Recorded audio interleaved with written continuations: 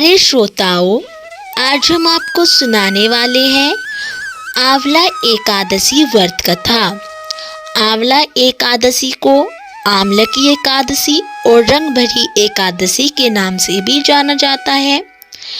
इसके साथ ही हम आपको ये भी बताएंगे कि आंवले के वृक्ष की उत्पत्ति कैसे हुई। लेकिन सबसे पहले हम आपको आंवला की एकादशी व्रत कथा सुनाएंगे। कृपया इस कथा को ध्यान से सुने, बीच में ना छोड़े।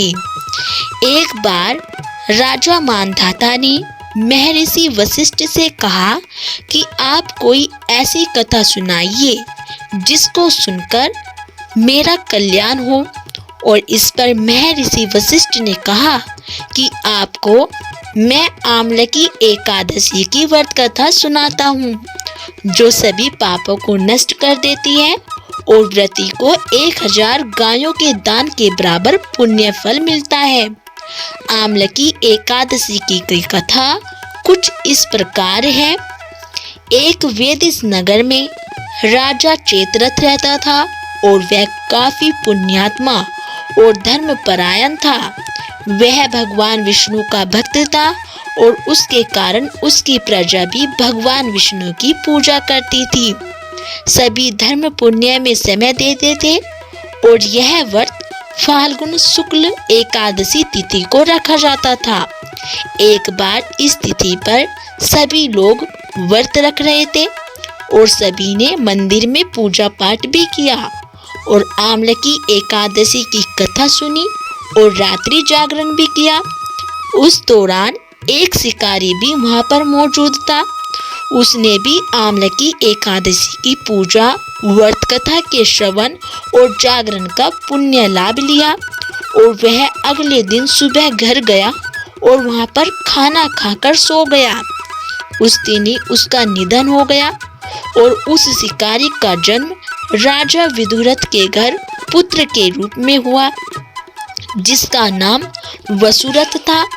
आंवला की एकादशी व्रत की पूजा में शामिल होने और व्रत कथा सुनने के कारण उसे जो पुण्य फल प्राप्त हुआ था, उसके शुभ प्रभाव से वह राजा के पुत्र के रूप में पैदा हुआ और समय व्यतीत होने के साथ ही वह भी एक दिन राजा बन गया। और एक दिन वह जंगल में मार्ग भटक गया, वहीं पर एक पेड़ के नीचे सो गया और उसी दौरान कुछ लोगों ने उस पर हमला कर दिया। तभी उसके शरीर से एक स्त्री प्रकट हुई और उन्होंने सभी हमलावरों को मार डाला और राजा की रक्षा की। राजा की जब आंखें खुली तो वह चौंक गया।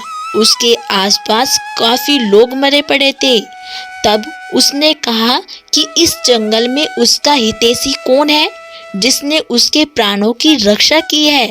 तभी आकाशवाणी हुई कि भगवान विष्णु के अतिरिक्त तुम्हें कौन बचा सकता है। इस घटना के बाद राजा वापस अपने राज्य लौट आया और सुखपूर्वक जीवन व्यतीत करने लगा। महर्षि वशिष्ठ ने राजा मांधाता से कहा कि जो भी व्यक्ति आंवला की एकादशी का व्रत करता है, उसके पाप मिट जाते हैं और वह सभी कार्यों में सफल होता है और अंत में उसे भगवान श्री हरि के चरणों में स्थान मिलता है। तो दोस्तों, ये थी आंवला की एकादशी की व्रत कथा। और अब हम आपको बताएंगे कि आंवले वृक्ष की उत्पत्ति कैसे हुई। मान्यताओं के अनुसार फाल्गुन माह के शुक्ल पक्ष की एकादशी तिथि पर भगवान विष्णु के मुख से एक बिंदु पृथ्वी पर गिरा था, जिससे आंवले का वृक्ष उत्पन्न हुआ और इसी कारण इसे आंवला की एकादशी कहा जाता है। इस दिन आंवले के वृक्ष की पूजा करने से भगवान विष्णु प्रसन्न होते हैं और साधक को विशेष आशीर्वाद भी देते हैं। तो दोस्तों, अगर आपको हमारी ये जानकारी अच्छी लगी हो तो प्लीज़ हमारी वीडियो को लाइक करें और चैनल को सब्सक्राइब करना ना भूलें।